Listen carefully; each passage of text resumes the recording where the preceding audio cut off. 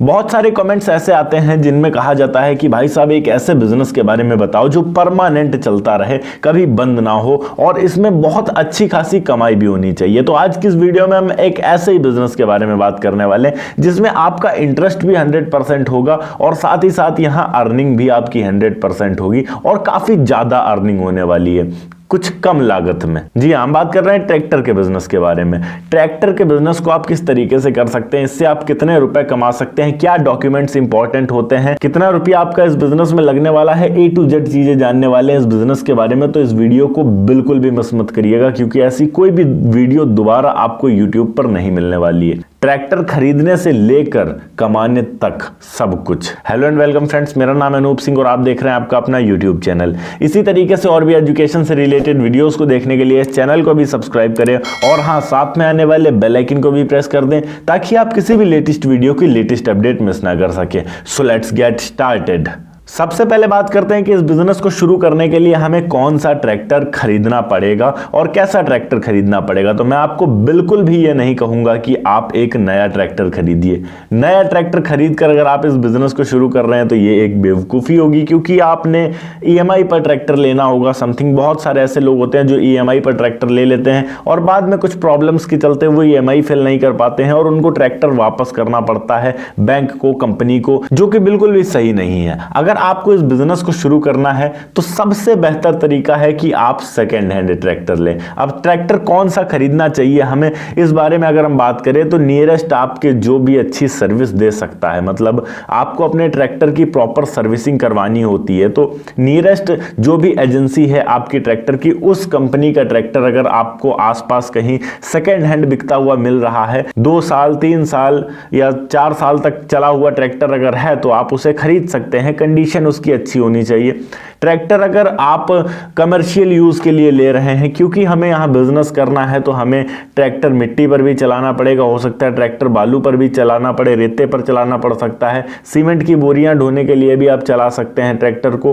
किसी भी कंपनी में लगाएंगे आप ट्रैक्टर को तो कमर्शियल ट्रैक्टर चाहिए और लोड ट्रैक्टर कई बार फ्लाईओवर पर भी चढ़ाना पड़ जाता है। तो ऐसे कामों के लिए हमें कम से कम 45 हॉर्स पावर का ट्रैक्टर चाहिए। अब 45 हॉर्स पावर का किसी भी कंपनी का ट्रैक्टर हो सकता है, कोई जरूरी नहीं आप जॉन डीरे ले, कोई जरूरी नहीं आप सोनालिका ले, कोई जरूरी नहीं है कि आप स्वराज ही ले, कोई भी ट्रैक्टर हो सकता है। जो भी नियरेस्ट एजेंसी आपकी है जहां पर सर्विस अच्छी मिल सकती है, कल को अगर रिपेयर करवाना हो या कुछ बनवाना हुआ या कुछ सामान चला गया उसका तो आसानी से अवेलेबल हो, वैसा ट्रैक्टर आपको लेना है। अब ये ट्रैक्टर मिलेगा कहाँ हमें, ये एक काफ़ी बड़ा सवाल आता है। तो सेकेंड हैंड ट्रैक्टर अगर आपको चाहिए तो आप एजेंसी भी जा सकते हैं। जिस भी कंपनी का ट्रैक्टर लेना चाहते हैं उस एजेंसी जाएंगे, वहाँ अगर उनको जाकर आप बोलते हैं कि हमें सेकेंड हैंड ट्रैक्टर चाहिए तो वो आपको आसानी से अवेलेबल करा देंगे। 3 लाख तक समथिंग 45 हाउस पावर का 2 साल 2.5 साल या 3 साल चला ट्रैक्टर आपको मिल जाएगा। अब एजेंसी वालों के पास कई सारे ऐसे ट्रैक्टर आते रहते हैं जिनकी किस्त लोग नहीं भर पाते हैं तो एजेंसी वाले वापस वो ट्रैक्टर खींच लेते हैं अपने पास, बैंक के द्वारा खींच जाते हैं।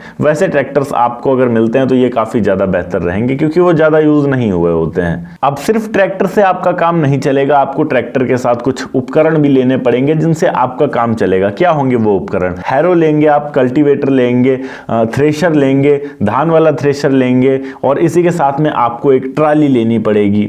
अगर हम इन सब चीज़ों को ओवरऑल करते हैं तो आपका समथिंग, अगर आप सेकेंड हैंड भी ये सारी चीज़ें देखते हैं कहीं आसपास अगर आपको मिल रहा है तो भी आप समथिंग 3 से 3.5 लाख रुपए तक ये सारी चीज़ें ले पाएंगे और वही 3 से 3.5 लाख तक आपका ट्रैक्टर होगा। 5 से 6 लाख रुपए समथिंग आपके इन्वेस्ट होंगे प्रॉपर तरीके से अगर हम बात करें इस बिजनेस को शुरू करने के लिए। पर इन सब चीज़ों में आपको एक चीज़ का ध्यान रखना पड़ेगा कि एक एक चीज़ के डॉक्यूमेंट्स आपके पास प्रॉपर होने चाहिए। अगर आपके पास ट्राली है तो RTO से रजिस्टर्ड होनी चाहिए। अगर आप ट्रैक्टर ट्राली से कमर्शियल बिजनेस करने जा रहे हैं, सड़क पर बिजनेस करने जा रहे हैं तो डॉक्यूमेंट्स फुल कंप्लीट होने चाहिए, इंश्योरेंस कंप्लीट होना चाहिए क्योंकि बिल्कुल भी रिस्क नहीं लेना है हमें इस बिजनेस को करते हुए।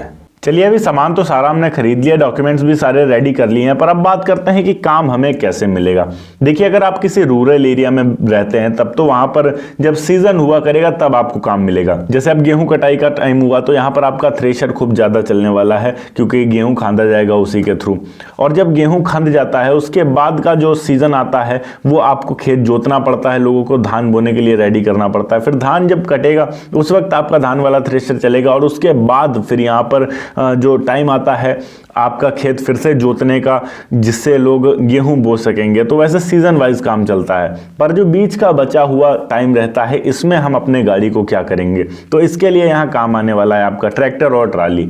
आपको आपके एरिया में जितने भी जेसीबी वाले हैं सबसे कांटेक्ट करना है, उनके पास आपके लिए पर्याप्त काम रहता है। अगर आपके पास अपना पर्सनल ट्रैक्टर और ट्राली मौजूद है तो आपने अगर 10 जेसीबी वालों से भी कांटेक्ट करके रखा है तो किसी ना किसी के पास हर दिन आपके लिए कुछ ना कुछ काम जरूर रहेगा। अब जेसीबी वाले जो होते हैं वो एक चक्कर का समथिंग 500 रुपए तक देते हैं ट्रैक्टर वालों को। अब एक दिन में मान के रखते हैं कि 10 चक्कर आपने लगाए हैं किसी जेसीबी वाले के साथ, तो आपको मिलते हैं 5000 रुपए। और इस 5000 रुपए में हम 1500 का डीजल मान के रखते हैं, फिर भी 3500 रुपए आपके बचते हैं। और ये केवल आप 5 से 6 घंटे में आसानी से कर सकते हैं अपने ट्रैक्टर और ट्राली के साथ में। और 5 से 6 घंटे के अंदर ही आपके बचते हैं 3500 रुपए, जो कि अगर हम कैलकुलेट करके देखें तो मंथ का 1 लाख रुपए से भी ऊपर जाता है। तो जब सीजन रहेगा तो आप सीजन वाला काम करेंगे, और जब आउट सीजन होगा तो आप मिट्टी वाला काम कर सकते हैं, या जेसीबी के साथ अगर कांटेक्ट बनाकर रखेंगे तो वो रेत में भी आपको लगवा सकते हैं, या फिर गिट्टी बजरी, अलग अलग काम रहता है कमर्शियल एरिया में। अगर आपके पास सारे डॉक्यूमेंट्स कंप्लीट हैं तो आपको काम की कमी नहीं होने वाली है यहाँ पर। अब अगर एक महीने के अंदर आपने लाख रुपए की भी बचत की है तो इसमें से अगर हम 20,000 रुपए भी मेंटेनेंस चार्ज निकाल देते हैं ट्रैक्टर का, और 10 या 12,000 रुपए ड्राइवर का चार्ज भी निकाल लेते हैं, फिर भी आप 60 से 70,000 रुपए तक आसानी से बचा सकते हैं महीने का। और अगर 1 साल के अंदर आपने केवल 10 महीने भी अपनी गाड़ी को रनिंग पर रखा हुआ है तो आप यहां पर आसानी से 6 से 7 लाख रुपए निकाल लेंगे, जितना कि आपका इन्वेस्ट हुआ था इस बिजनेस को शुरू करने में। और उसके बाद आपका जितना अर्निंग होगा वो सिर्फ आपका होगा, उसमें ना आपको कोई EMI देनी है, ना तो आपको किसी का कोई पैसा देना है, सिर्फ अपने गाड़ी को मेंटेन करना है, ड्राइवर का पैसा देना है, और अपना जो अर्निंग है उसको निकाल के रखते रहना है अपने पास। तो ट्रैक्टर का बिजनेस एक काफी प्रॉफिटेबल बिजनेस है, पर यह तब है जब इसे सही तरीके से किया जाए।